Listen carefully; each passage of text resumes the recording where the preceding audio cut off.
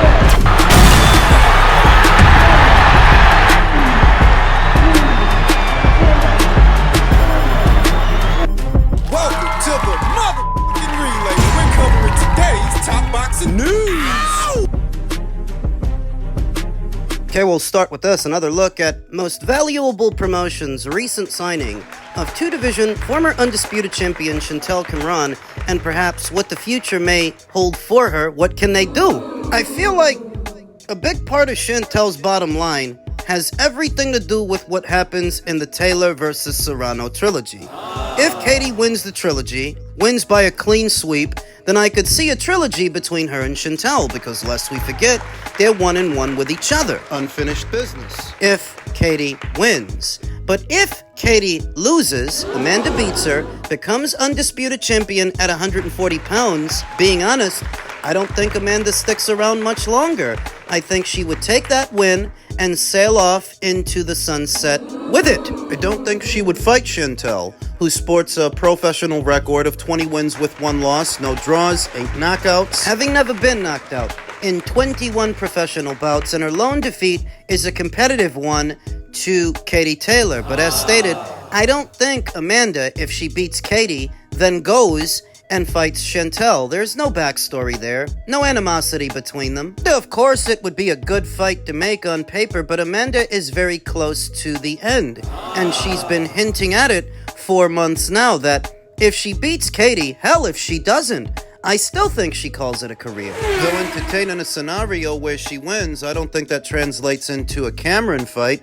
The silver lining is, it doesn't have to. For MVP to work their magic on Chantelle's career, imagine a scenario where Amanda wins, retires, all the belts she won go vacant, at which point Chantelle can pick one or some of them up. Maybe against Katie, who in that scenario would be coming off a loss, and I don't think she'd be dropping back down to lightweight. Just bouncing ideas around. And Chantelle Cameron's options are not limited to Katie Taylor. MVP can see about doing a fight between her and Sandy Ryan. Sandy's still coming off that loss to Michaela Mayer in what was their rematch. There's not too much reason to stick around at 147. For the right fight, for a belt, and for some money against a high-profile opponent, maybe she'd drop down to 140 to settle business with Chantelle Cameron.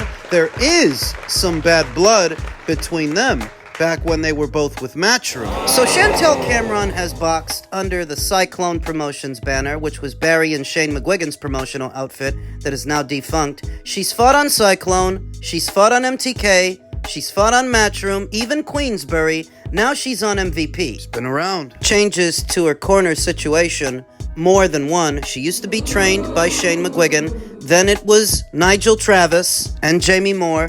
Then I think she migrated over to the Steel City Boxing Gym. And I'm not sure, but I heard that there has been yet another change to the corner. Chantelle doesn't like to stay in one spot. So will most valuable promotions be the right fit for her when she so obviously likes to move around? We'll see.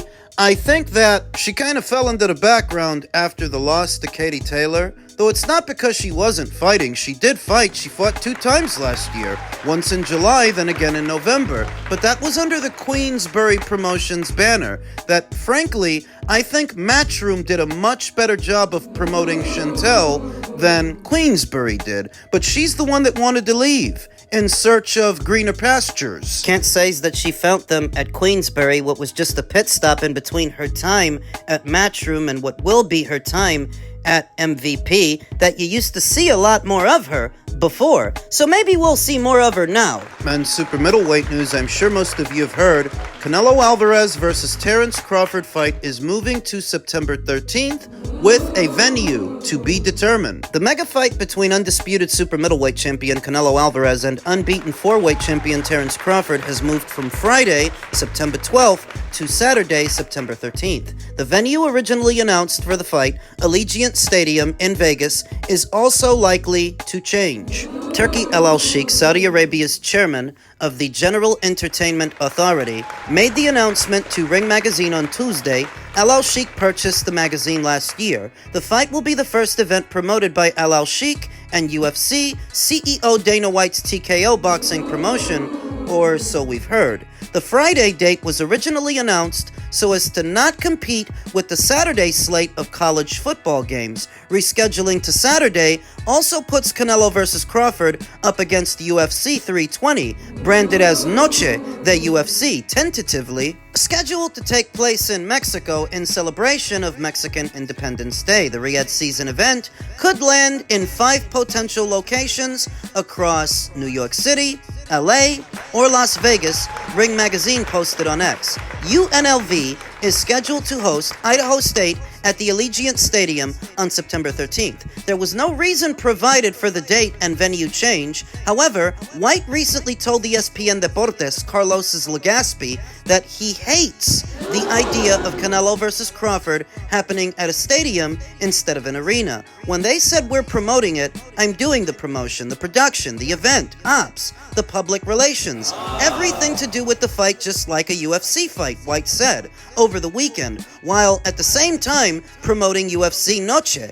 It will be all the same weekend. This recent turn of events has given rise to speculation that perhaps Dana will not be at the helm of the promotion because he's got to promote the UFC thing. Dana would be spreading himself thin, trying to promote 2 events on both sides of the border, an MMA event, a boxing event, both big in their own right. Being honest, I didn't like the idea of Dana being at the helm of that promotion because he doesn't have any experience promoting a boxing match, a boxing event of this scale. This is not a crossover Mayweather versus McGregor fight, you understand? This is boxing. Strictly boxing. It's not a novelty act. I feel like it requires someone with more experience than Dana White for that assignment. I would sooner assign Eddie Hearn to do it. The issue is, this is supposed to be in association with TKO Boxing. Supposed to be a big launch for them. Unless that changed too. Is TKO still going to be at the helm of the promotion, or are they leaving that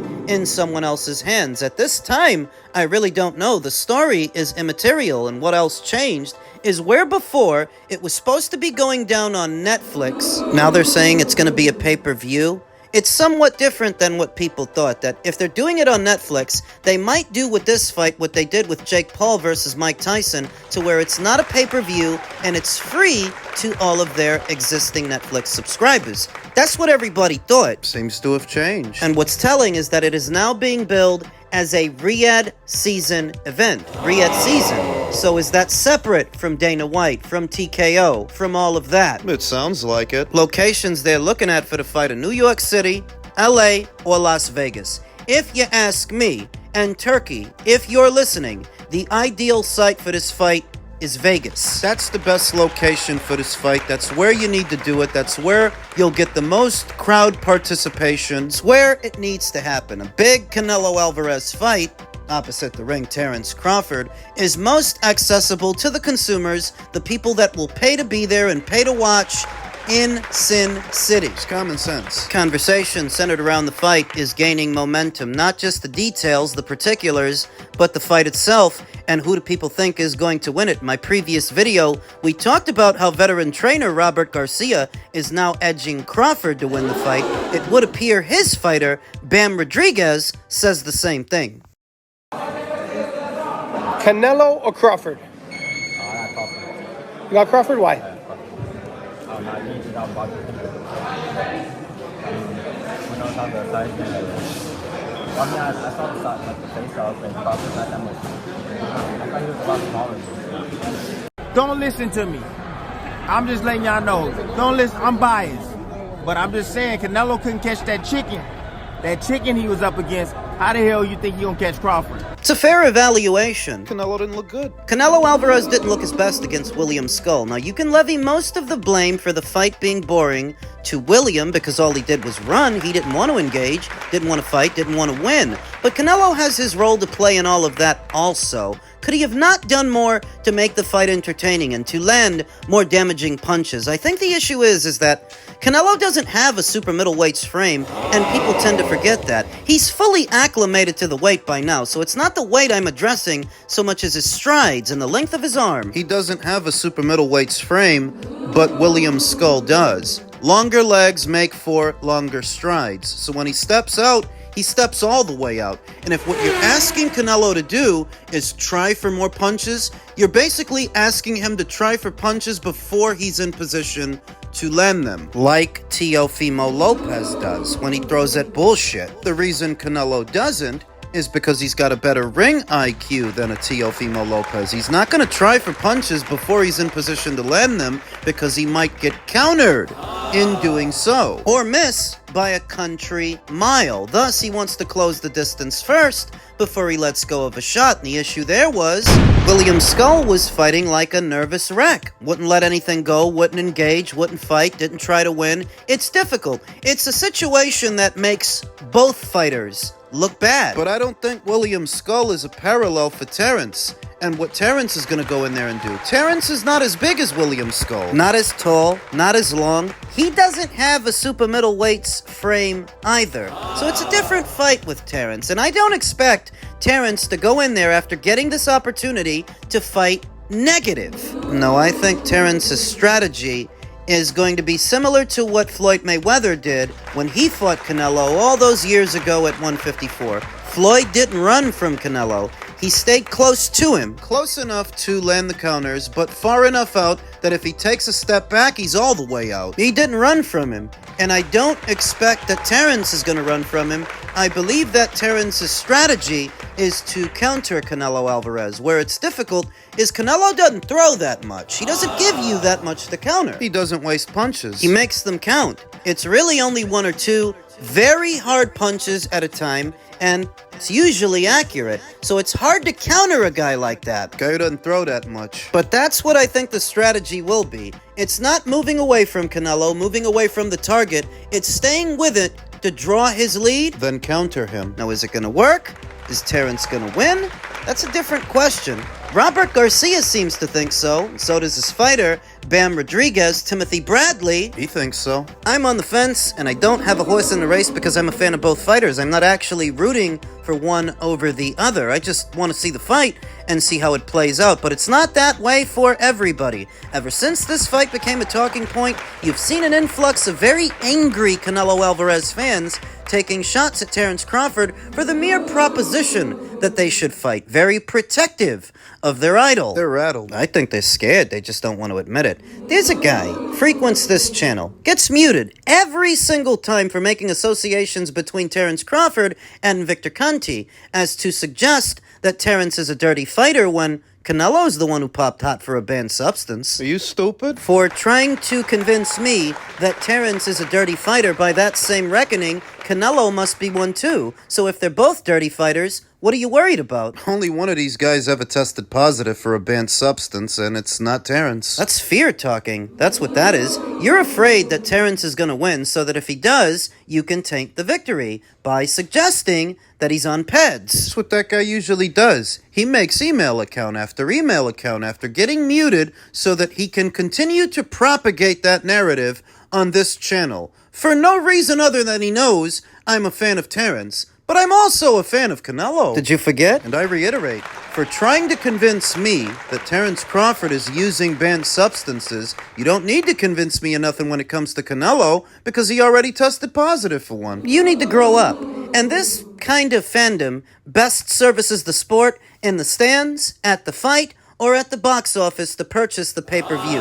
But it's of no use to me in any conversation that I am having. If you're that big a superfan, you don't need to talk to me about it. You've already made up your mind. You're just looking for validation from strangers at this point. Two very polarizing fighters with supporters and naysayers alike. It's bound to happen. Though oddly enough, they're not polarized because of anything that they said so much as all the success that they've had, and those who wish to tear them down. Thinking beyond that fight, what if Canelo wins?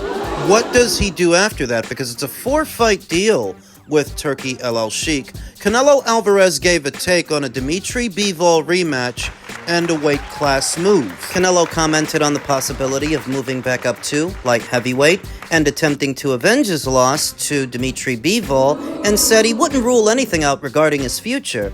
Everything can happen, Canelo said. Everything is a possibility. I like a challenge, so we'll see.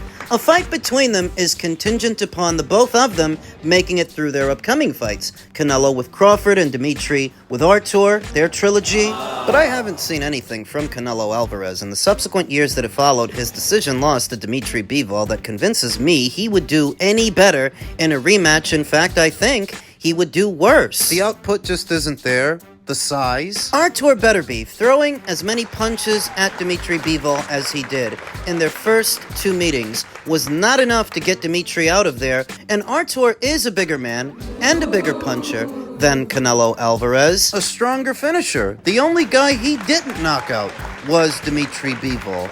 And if Artur couldn't get him out of there, Canelo isn't going to get him out of there. So Canelo's only out would be winning a points decision. And there's not much chance of that happening. Better still, he left the door open for a rematch, because how would it sound if he completely dismissed that idea? That's his machismo. That's his competitive spirit talking. He doesn't want to rule it out completely because of how it sounds and how it looks, but I don't expect Canelo to go back up there for Dimitri. Even if he won't say it, I will. And I don't think there's any shame in Canelo Alvarez losing to a guy like Dimitri Bivol, a pound-for-pound talent, and an undisputed champion in his own right, at what was Canelo's 4th weight. Chocolatito got knocked out in his. Naoya Inoue, he's been dropped 2 times, where Canelo Alvarez in over 60 professional bouts. He might have lost 1 or 2, but he ain't ever been stopped, and he ain't ever been dropped. Not even by Dimitri, so there's no shame in that. But he's not invincible. He's not a cartoon character or somebody in a comic book. He can be beaten. He has been beaten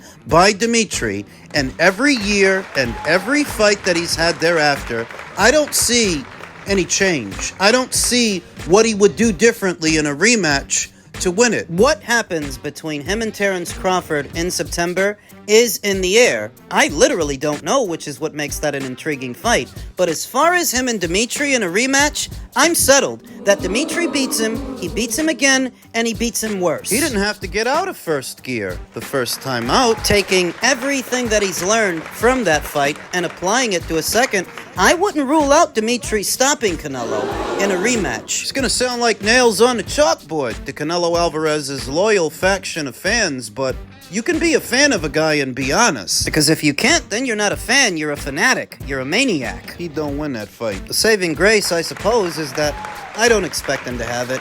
I expect Canelo Alvarez to spend his final years in the super middleweight division, defending his titles for as long as he can before he bows out.